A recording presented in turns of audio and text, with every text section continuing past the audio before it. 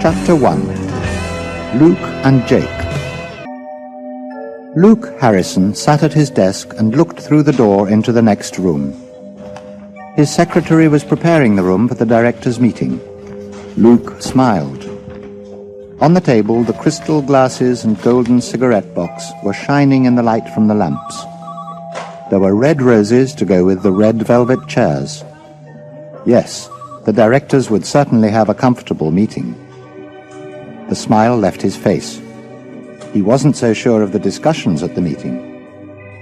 His partner, Jake Fulbright, was talking to him from the other side of the room. There was anger in his voice. Luke, wake up. The office looks good, doesn't it? Our company is going well, isn't it? Together we've done a good job, and how? By always doing what's best for the company. It's no good, Jake. You're not going to change my mind. Our business is property, land, houses, and buildings. We became a great company because we gave the people what they wanted, and they paid us well. Now our city wants us, and for a good cause. We have to give them what they want, a children's home. There is more to success than money, Jake. There is pride and respect. Stop that. Our city needs an office block, and big companies will pay us good money. Think of your family, Luke. Don't you want to do the best for your wife? Jake took out a cigarette and lit it. If you're so keen on doing the best for yourself, why don't you stop that harmful habit? Luke hated smoking, and Jake hated being told what to do by anyone, even if it was his old friend and partner. The two men had grown up together and built their futures together. And together they had found riches and success. But in the past year, something had gone wrong between them. What was it? Luke wished he knew. For goodness sake, Luke, listen to me. I'm going to fight you on this one. I'm going into that meeting, and I'm going to persuade those directors to agree to the new office building. I'm sorry, Jake. You can't do that. We are the partners, they are our directors. They can't agree to anything if we don't agree. Those are the rules, Jake. Rules are for losers. I'm a winner, and I take chances. Jake banged his fist on the table. Then he looked directly into Luke's eyes. He who dares wins, Luke, remember? And I dare. It was an old saying that the two men had used in the early days of their business. They had used the saying to give each other courage. Now, Jake was using it to give him the strength to fight his own partner. Just then, the phone on Luke's desk rang. Hello? He heard his wife's gentle, loving voice. Is that you, Luke? Yes, darling. How's it going at home? Fine. But what's the matter? You don't sound too happy. Dear Megan. She always knew if something was wrong. But she must not know that anything was wrong between Luke and Jake. Luke tried to sound happier. I'm fine, love. Just a bit busy. You know, the usual Friday rush to get things done before the weekend. How are things at home? Pretty busy here, too.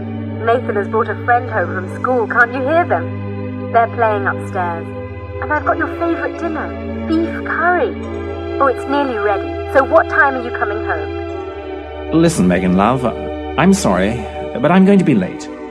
There's a meeting this evening. Oh, Luke, not again. Oh, darling, you've been working too hard lately. Try to get home and relax. We miss you. I know, love. And I'll be home as soon as I can. Luke put the phone down. He wished Jake hadn't been in the room listening to the conversation. You leave that gorgeous wife of yours alone far too much. If she was my wife, I would never leave her side. There was something about Jake when he spoke of Megan. A look in his eye and a strange tone in his voice. Luke couldn't explain why, but it made him very uncomfortable.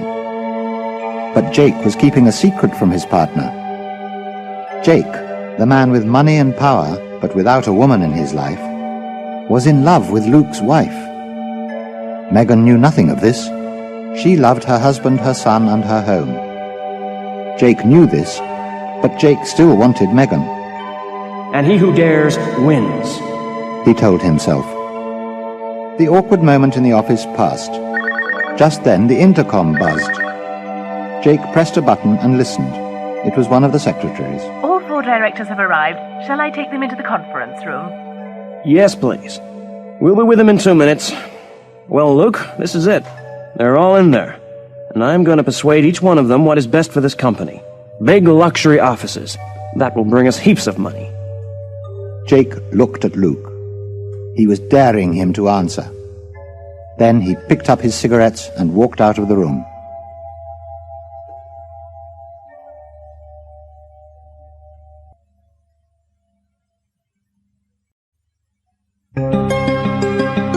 Chapter 2. The Accident. Jake was the first to leave the meeting. His face was red with anger. The directors had not agreed to the idea of constructing a new office building, but worse, they had refused to listen to any plan which both Jake and Luke did not agree to. He walked past the secretaries and out to his car. He didn't say anything to Luke because he didn't want to fight him. Not yet. He was going to try once more to change his mind.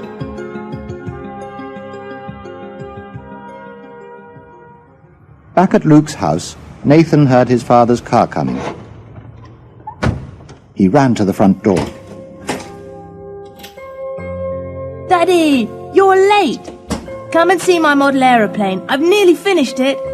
Daddy, it's beef curry for dinner, your favourite. I'm starving. Are you? Can we go out on our bikes together tomorrow? Hey, slow down a bit. Hello, darling, at last. Hello, my love. It's good to be home. They all went into the living room to enjoy the evening together. The next morning, as they were having breakfast, the telephone rang. It was Jake. Hello? Good morning, Luke. Listen, I've got an idea. Why don't we go out hunting? It's been a long time since we went hunting together. Maybe we can bring a rabbit home for Megan to cook. Luke was pleased that Jake was in a good mood, and although it was Saturday, Luke decided to go out with Jake. It was a chance for them to do something together as friends, just as they used to do in the past. Good idea. Let's do it. We'll go in my car. I'll come and pick you up in an hour. I need to clean my gun first. I haven't used it for ages. It was a glorious day, a perfect day for hunting. The sun was shining through the trees, the birds were singing. As they walked through the woods, Jake started talking about work and the office building. Oh, come on, Jake. Let's forget about the office building for today and just enjoy ourselves. Life isn't that simple, Luke. We have to pay for everything, even days out in the woods. That's why we can't afford to build children's homes, Luke. Jake, I told you. The city needs the home, and we have almost promised we're going to do it. It's the right thing to do. The right thing to do is what's good for us, not the others. Oh, come on, Jake. Let's just hunt rabbits. Now, what's that I see over there? Looks like a nice, tasty dinner to me. Luke picked up his gun, so did Jake. But Jake wasn't looking at the trees or the rabbits. The bullet from Jake's gun flew past Luke's face. For goodness sake! What are you thinking of? You almost killed me! I'm sorry. It was an accident. I touched the trigger by mistake. I'm very sorry. Look, I think it's time we went home. We are obviously not going to do any serious hunting today. Well, I didn't mean to do it. I said I'm sorry. If you want to go, then let's go.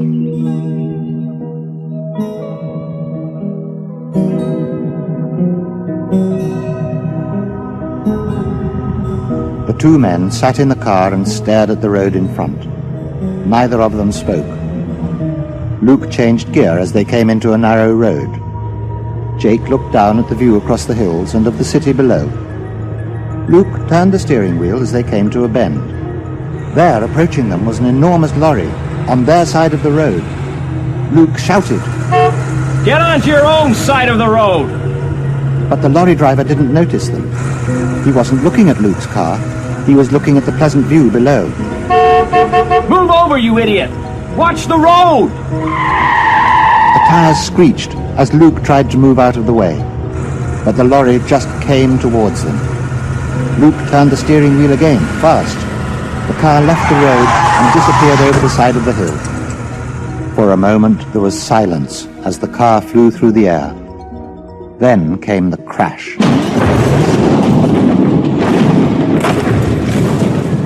Neither of the men heard the noise or felt the flames as the car exploded.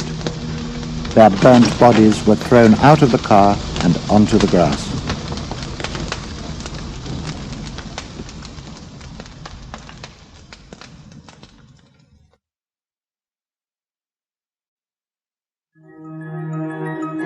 Chapter 3. Life Exchange. The lorry driver was still shaking when the ambulance arrived. The ambulance men ran towards the burning car. On the black, burnt ground nearby lay the two men. They were lifted into the ambulance and taken to the city hospital. The ambulance men pushed them on trolleys into the casualty department. A nurse stood with them as they waited for the doctors to come. As they lay on their trolleys inside the hospital, one of the men made a noise. The nurse spoke to him. Hello, can you hear me? Can you tell me your name? The burnt man turned towards his burnt friend on the other trolley. He put his hand onto his friend's hand. Jake. But that was his last word. He died with his hand in the hand of his friend. Can you hear me? Jake, did you say? The nurse lifted the dead man's hand away from his friend's and laid it across his chest. Megan looked at the clock and told herself not to worry. Luke was probably having a drink with Jake. He would be home soon. A telephone rang. Hello? Hello. I'd like to speak to Mrs. Megan Harrison, Luke Harrison's wife, please. Yes, that's me. Who's speaking, please? I'm Police Constable Smithers, from the city police station. Mrs. Harrison, there's been an accident.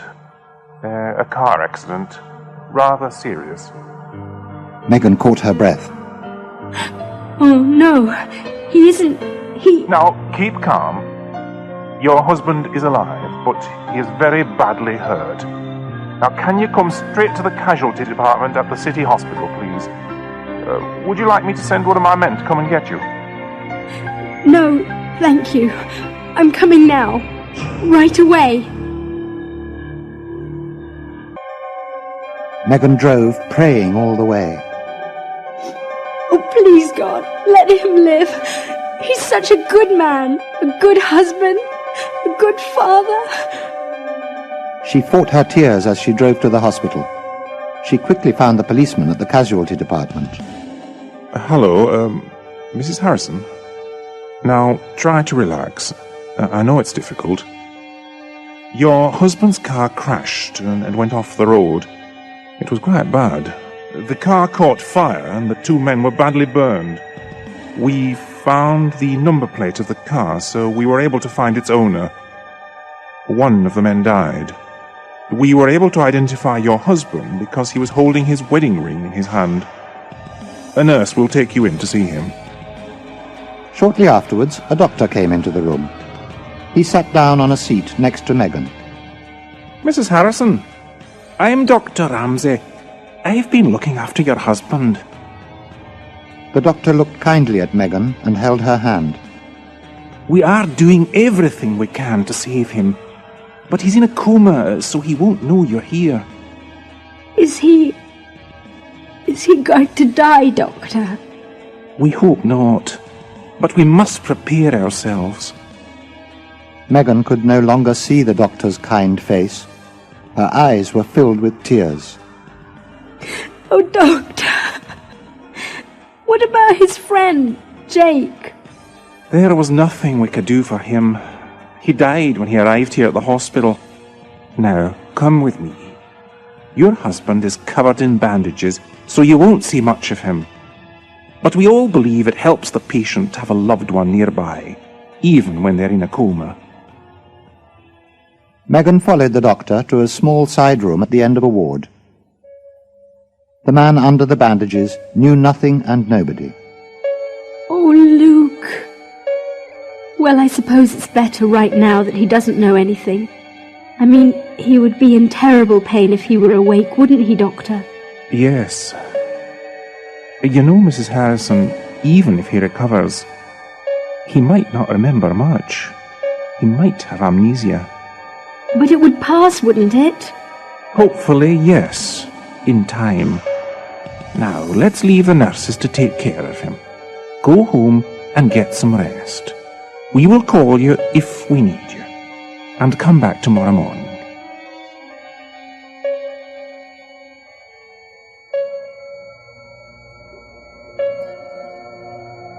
The next 3 days were terrible for Megan.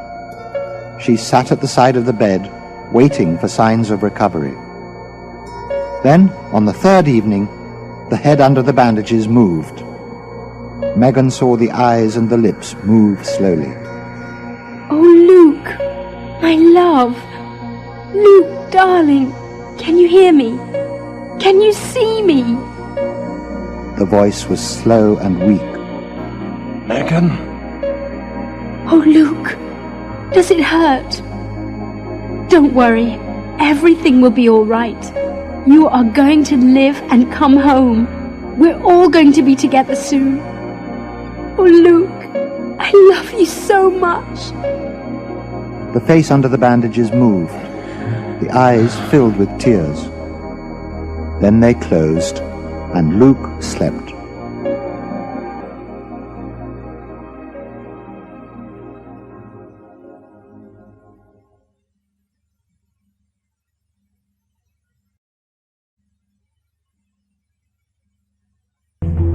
Chapter 4. New Life, Old Habits. The nurse touched the bandages around Luke's head and smiled at him. Well, this is it. Now will you take it off, Luke, or should I? It was the last bandage after the last operation. For 6 months, doctors had cut skin and repaired the terrible damage from the accident. Luke had been very patient and had been waiting for this moment. You do it, nurse. It's the last time for you. I'll just watch the good work. He looked into the mirror, and he couldn't believe his eyes. It was like magic.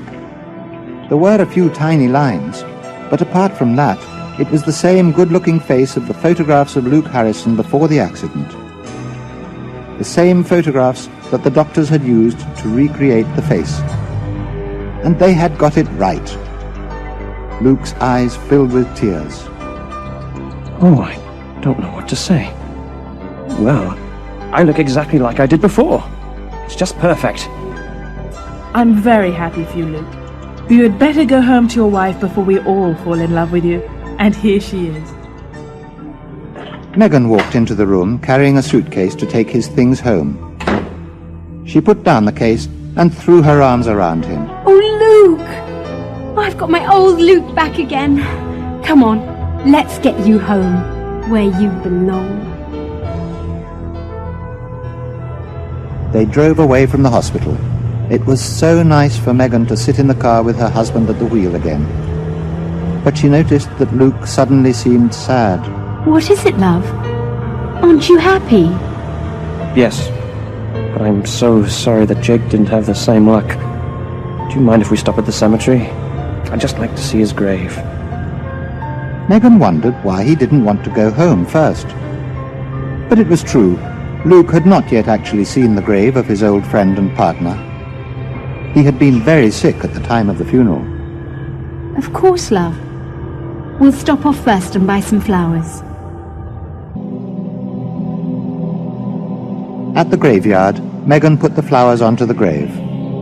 Then she stepped back to let Luke have a moment alone. Luke went down on his knees and cried. Oh, Jake. My true friend. How is it you and not me? How can I live without you?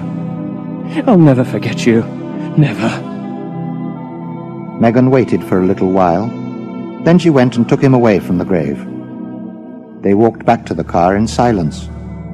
Luke drove them home. As they walked to the door, Nathan ran out. He threw his arms around Luke. Daddy, oh Daddy, I'm so happy you're back. Nathan pulled Luke by the hand and took him into the living room. I want to see you here by the fire, just like the old days. Oh Daddy, I've missed you so much. I'm going to make sure that nothing bad ever happens to you again. The family had dinner together. Megan poured them all some wine. Here's to our family, together again. And forever. Nathan couldn't stop looking at Luke, and Megan's eyes were shining with happiness. After the meal, Luke put his hand into his pocket. He took out a packet of cigarettes and lit one. Megan and Nathan both spoke at once. Daddy! Luke! You are smoking. But you've never smoked before. You've always hated it. Yes, I know. Don't do it, Daddy. It's bad for you. Hey, you two. I'm sorry, darling. We didn't mean to complain. Megan got up to get an ashtray. Nathan picked up the packet. Jake used to smoke those. Megan took the packet from Nathan and handed the ashtray to Luke. Thank you. I expect it's a reaction. The shock from the accident is making me want to smoke. Well, let's hope it will pass. Anyway, it's wonderful to have you back. Now, shall we go and sit by the fire and watch a film together?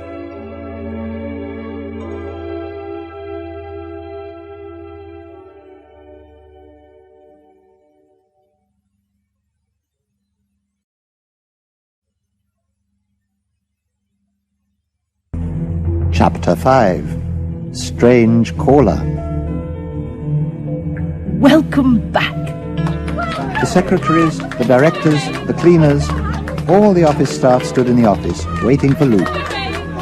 As he walked through the door, they cheered and clapped. Luke's personal secretary, Mary, came up and kissed him. It's wonderful to see you. We've all been waiting for this day. Luke went into his office with Mary. She explained some of the things that were happening in the company and showed him the files with all the information he needed. Then the directors came in for a short meeting. The company had managed very well without the two partners, but everyone was glad to have one of the heads of the company back in control. After he had spoken to all of them, Luke sat in his office. It was strange. He was alone now. There was no partner sitting across from him. Nobody to help him make a decision, and nobody to stop him doing whatever he wanted to do. Yes, the company was all his. He looked at the photograph of Megan on his desk. Suddenly he wanted to be with her. He went out and bought some flowers and champagne. Then he went home.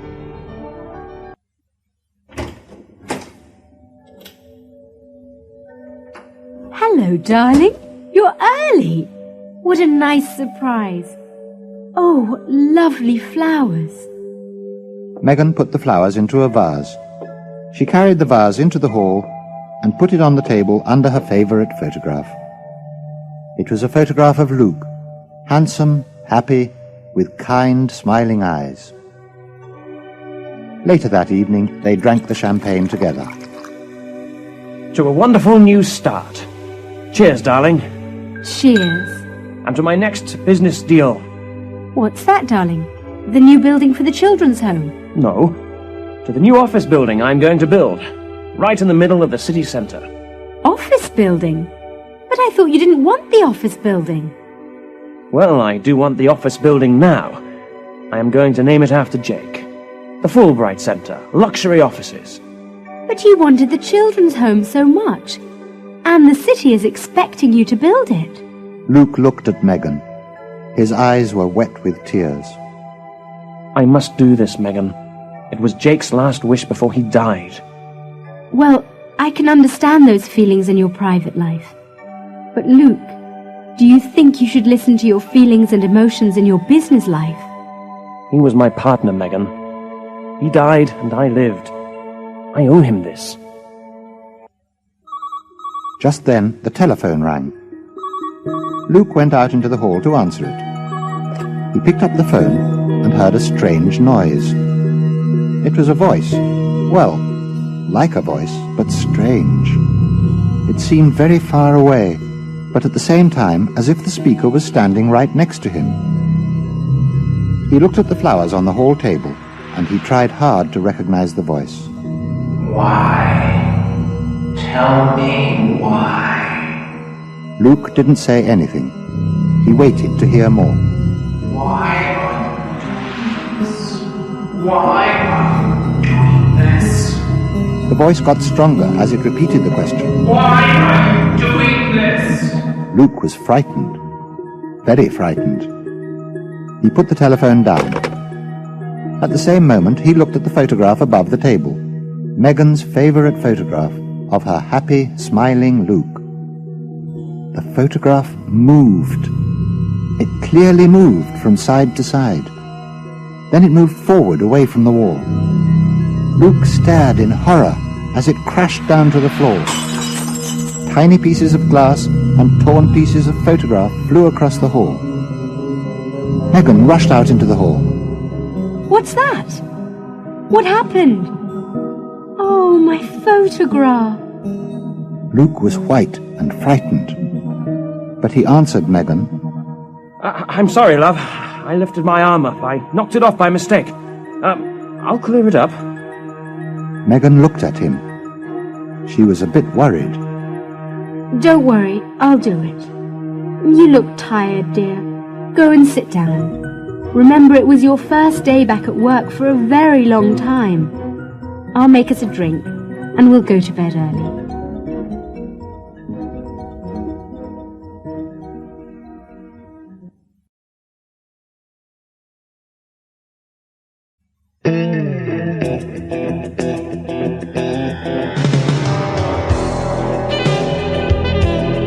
Chapter 6. Suspicions. Cheers, darling, and a happy birthday. Megan lifted her wine glass and looked into Luke's eyes. And many more of them, together. She kissed him, and they drank their wine. Nathan looked at the barbecue. Not too many more glasses of wine, Daddy. Look, you're burning the steak. Luke turned to the barbecue and moved the steaks to one side. Hey! You used to be really good at cooking barbecues. What's happened? Too much wine. Quiet, Nathan. Luke, you don't look too well. Are you sure you're all right? Here, I have some beef curry for you over there. That should make you feel better. But Luke didn't eat the beef curry or any of the barbecue food. Megan was worried. Darling, really? What's the matter? It's okay, Megan. I'm just not very hungry. The telephone rang. Luke went to answer it. A familiar voice spoke to him. Happy birthday, partner. An echo from the past. Luke's face became white with fear. He put the phone down and walked back into the garden. Megan saw the colour of his face. Luke, love, what is it? You look terrible. Who was on the telephone? Nobody. It was a wrong number. Well, come over here and cut your cake. Okay, everyone, here he is. Happy birthday to you. Happy birthday to you. Happy birthday, dear Luke.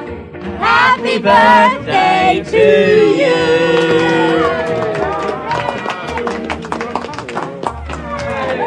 All the guests cheered and clapped. Luke cut his cake and handed everyone a piece. Soon he was laughing and joking with them all. Later in the evening, Megan told Nathan to go and have his bath. Oh, Mum. All right. I'll go if Daddy will come up afterwards and say good night. Of course I will. And tell me a story? Yes. Now you go and have your bath. Nathan came out of the bathroom, clean, tired and happy. Luke was sitting on his bed, waiting for him. Hey, Daddy, aren't you glad you had that birthday? I certainly am. Daddy, will you tell me that story? You know, the one about the fisherman and his wife, the way you used to tell it, with the funny voices. What story is that, Nathan? Oh, you know, Daddy, our story. I'll be the fish and you'll be the fisherman. I don't think I know that one, Nathan. Oh, don't tease me, Daddy. Of course you do. We've done it 1,000 times. Well, I suppose I just don't remember it then. Nathan looked worried. Was Daddy joking or not?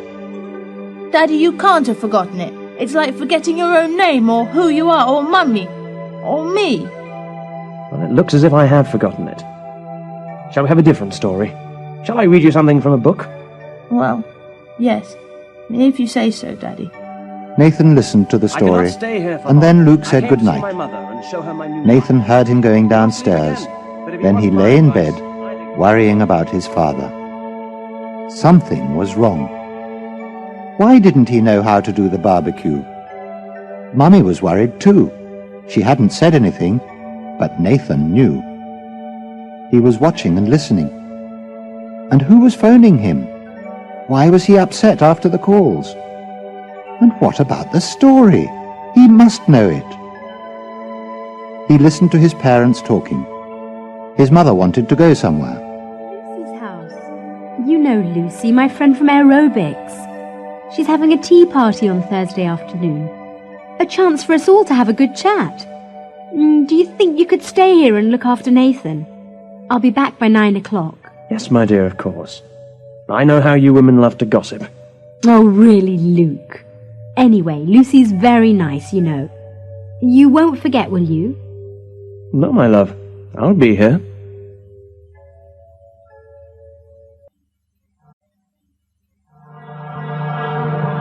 Chapter 7. The Psychic. Megan sat in the garden, enjoying the late afternoon sun with Nathan. They looked up as Luke walked across the grass. Hello, dear. Did you have a good day? Fine. You see, I told you I would remember. Nathan and I are going to have fun while you ladies chat. Isn't that right? Megan laughed and went to get ready to leave. She drove in her own car to her friend's house. The front door was open, and she walked into the hall. Lucy saw her. Megan, come in and join us. I'm so glad you came. So am I. Oh, look at that table. Lucy, you shouldn't have done all that. The table was laid with all kinds of sandwiches, pies, cakes, and biscuits. There were pots of different kinds of tea from all over the world. Come over and say hello first. You know most of the people here, but I want you to meet someone. Megan followed Lucy across the room. Rose is a very special person. She can see into the future. She can see beyond our world. She's amazing. You mean she's a psychic? Yes. Isn't it exciting? Megan looked at Rose. She was a pretty woman with bright eyes. She looked up as Megan walked towards her. Rose, this is Megan. Hello, Megan. Rose held Megan's hands and looked into her face. Suddenly Rose became very still. She seemed to be frozen or hypnotized. She stared deeply into Megan's eyes, and when she spoke, she sounded shocked. Oh my God! Your husband is dead! No, he can't be. He's at home, looking after our son. Megan took away her hands, and Rose's face turned white, her eyes closed, and she fell to the floor. Lucy ran to her. She's fainted. She has seen a death. It can't be true. I left him half an hour ago. Megan ran from the room into the hall. She picked up the telephone and dialed her own number.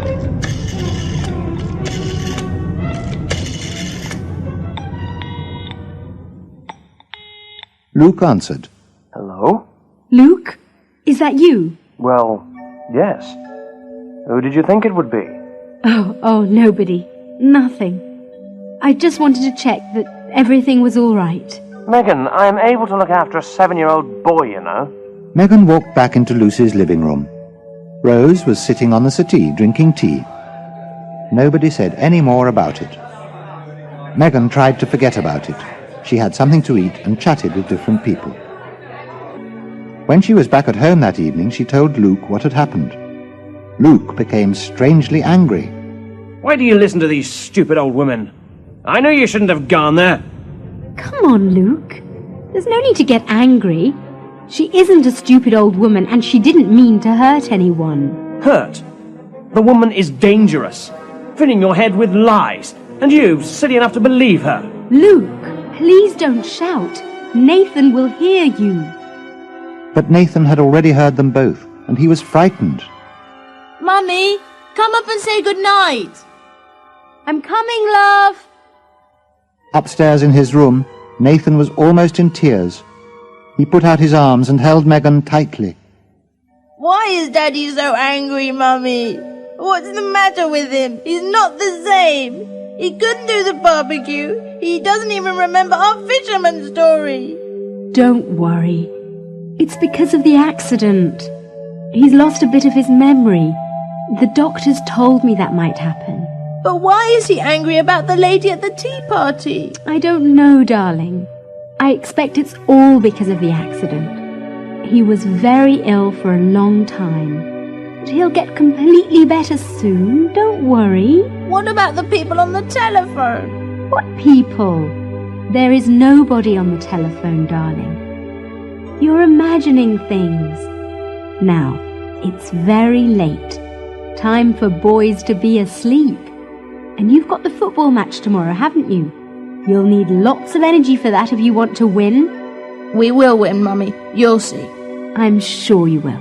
So, go to sleep now. Megan kissed Nathan and turned off the light.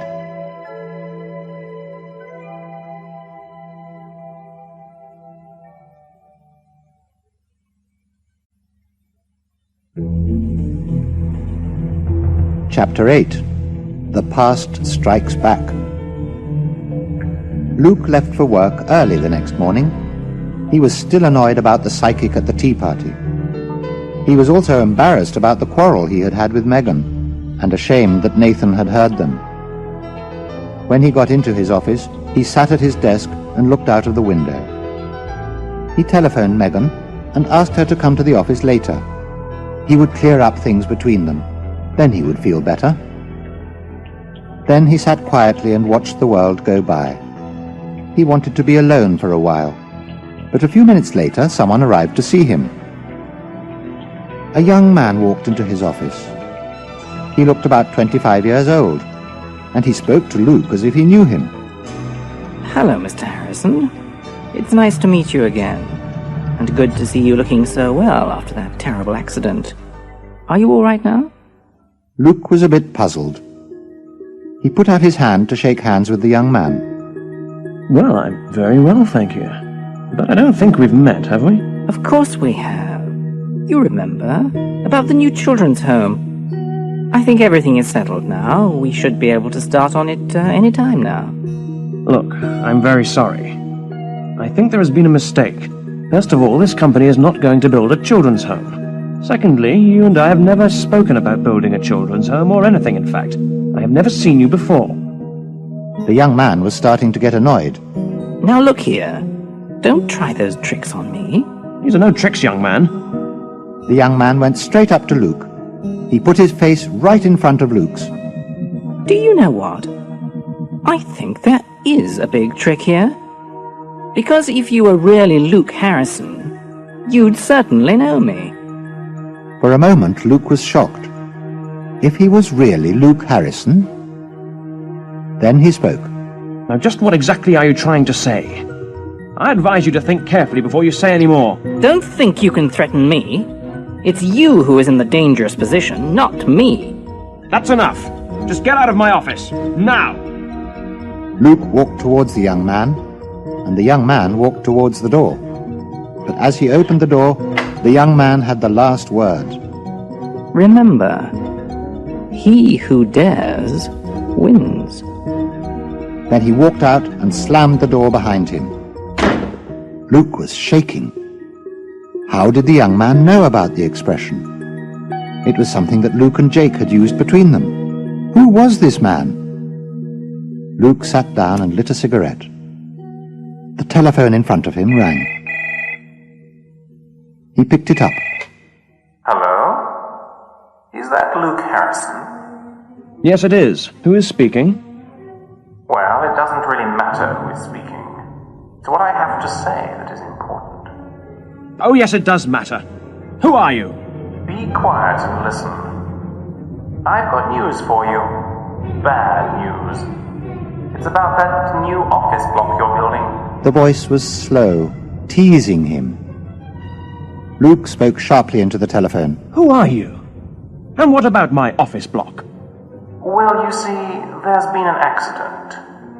Fire. A nasty fire. And it's burned your office block. There's not much left of it now. Sad, really. Just when it was nearly finished. Luke was really frightened. He shouted into the phone. What are you talking about? Who are you? And what has happened to my office block? Oh dear. Don't you understand English? I said a fire. There was a click at the other end. The line was dead. Luke threw the phone down and covered his face with his hands. Oh, no. No, it can't be. No. He stood up, pulled his jacket off his chair and ran out of the room. Mary looked up from her typewriter in surprise. Are you going out, Mr. Harrison? Don't forget the meeting this afternoon, will you? But Luke wasn't listening. The door slammed and he was gone.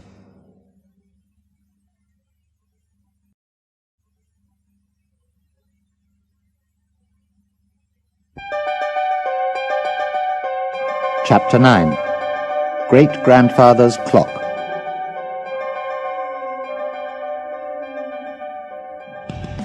Megan sat at the other side of the desk and talked to Luke's secretary. Megan liked Mary. She was glad that Luke had someone like her to look after him. I was at home cooking and Luke telephoned me. He told me to come here because he had something to tell me. That's funny because he isn't here. He went out in a hurry. But why don't you go and wait for him in his office? It's more comfortable in there. Yes, I think I will. She went and sat down in Luke's office. Then she noticed something. Oh, that's strange. His clock has stopped. It has never stopped in all the time he's had it. She walked over and looked at it. Luke had always loved the clock. It had belonged to his great-grandfather. It was a beautiful wall clock with a pretty brass face and old numbers. It had a long pendulum which gave a gentle tick-tock. And now, for the first time, it had stopped. Well, this will not do. You have to tick, my old friend. She opened the clock. There was a little key inside the door. Fancy Luke forgetting to wind you. He must have a lot on his mind if he forgets that. She reached down to the bottom of the clock to get the key, and she found a pile of papers. She laughed. Well, really, Luke, you're getting worse. You have an excellent secretary to look after your papers, and you leave them in an old clock. Whatever will you do next? Megan took the papers out.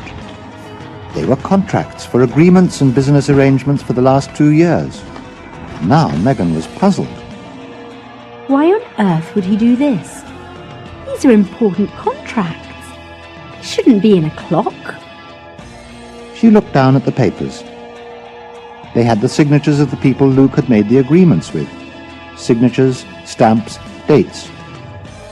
Then Megan noticed something else. But what on earth? This isn't Luke's signature. This is Jake's. And so it was. J.S. Fulbright.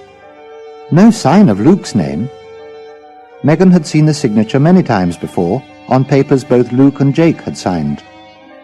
But these papers must have been signed in the last 2 years, after Jake died. Why is he using Jake's signature? Why isn't he signing in his own name? Then Megan realized something else. Only Jake could write that signature. It was a very personal one. Luke had often joked with Jake about it. Eccentric, Luke had called it. Well, it certainly was a strange signature. And certainly only one person could write it. And that was Jake Fulbright. But why? And how? Jake is dead. Jake has been dead for 2 years now. Hasn't he? Then Megan felt a sick feeling in her stomach. She looked at the ashtray and cigarettes on the desk. Jake's brand of cigarettes. She heard a voice in her head, the voice of the policeman in the hospital.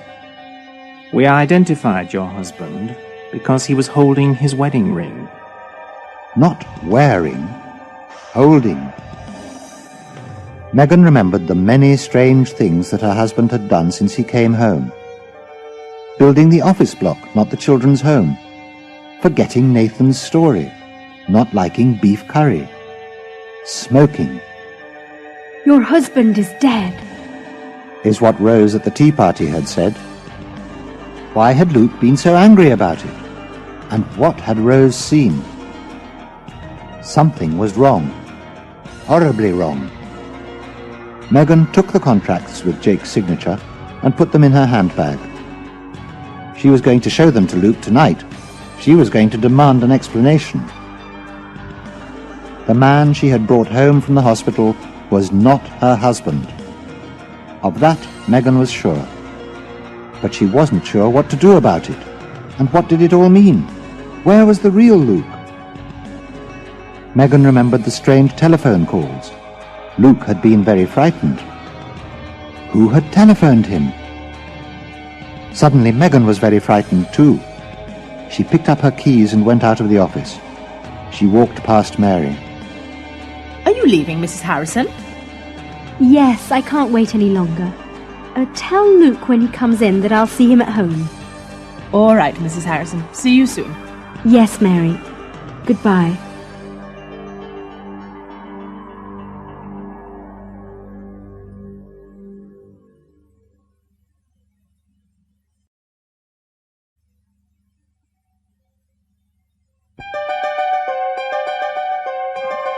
Chapter 10. The Chase. Megan came home, tired with worry and sick with fear.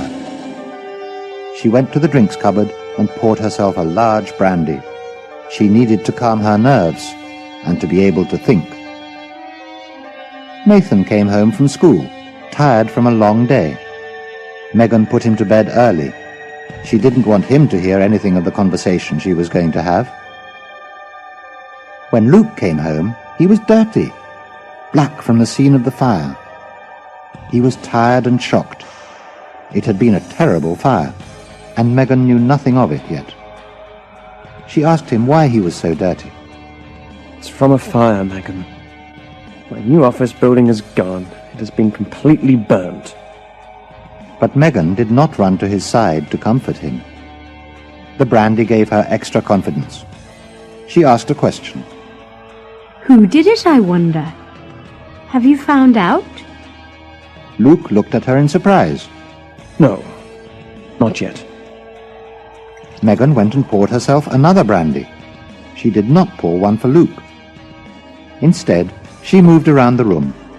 She felt the brandy inside her, making her warm and making her head very light. As she walked, she knocked something from a small table. It crashed to the floor and broke. Oh no! My lovely statue of the flower girl. Oh, now what am I going to do? Luke spoke to her sharply. Oh, come on, Megan. It's only a little statue. I'll buy you another one. Another one? There could never be another one. You don't remember buying it for me, do you? Go on, tell me. Where did you buy this present for me? Oh, Megan, I don't know. What's the matter with you? It's really not important. Well, that's where you are wrong. It's very important. And so is this. Megan picked up the contracts with Jake's signatures and threw them onto the table. Luke's face went white. Where did you get those? Never mind where. You tell me where Luke is. Because you are not Luke. You are Jake. You've been lying to me. But Megan didn't finish her sentence. She stepped back away from him because his hand came up, ready to hit her across the mouth. Megan cried out. No, don't you dare! For Megan, this was the last and final proof that the man in her house was not her real husband. And now that she knew his secret, he was dangerous. Megan ran from the room and out of the house.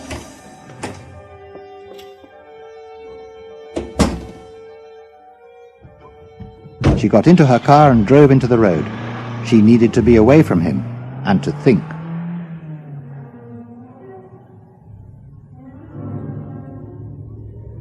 But what now? What can I do about it? It started to rain. Megan slowed the car down and looked into her driving mirror. His car was right behind her, following her, chasing her. Get away from me, can't you? Ah, I know. I'll take that tiny road that goes to the cliff top. He doesn't know it very well. It was a little road she had walked along with Luke when they were first married. She waited until she was at the corner before she turned the steering wheel. But a minute later, she saw him in the mirror. Now he was driving angrily and getting nearer and nearer. He was chasing her as a fox chases a rabbit, the animal and his prize. And Megan was his prize, and he wasn't going to lose her. Not now, not after all this. She was driving faster and taking the corners well. The tires on her car screeched as she turned. He followed her round another bend, then the road became straighter. It ran along the top of a cliff. He changed gear and looked hard at the back of her car. Now was his chance. He could see the back of her head. He could see her eyes as she looked into her mirror. He looked again. Those were not Megan's eyes. Those were Luke's. Now he couldn't see the car. A figure stood in his way. A tall, light figure, shining against the dark sky. The figure of Luke Harrison. He screamed at the figure. Get out of the way, you idiot! But the figure stayed there, staring at him without fear. And it stood between him and Megan, blocking the road. He turned the steering wheel and put on the brakes. Get out of the way! He was losing control of the car. The wheels were skidding. The car was sliding across the wet road, away from the figure and away from Megan. He screamed and stared at the figure. Luke's eyes stared back at him. One wheel of the car was sliding over the edge of the road, and then another. As the car plunged over the cliff, he shouted his last word. Luke! Then everything went black.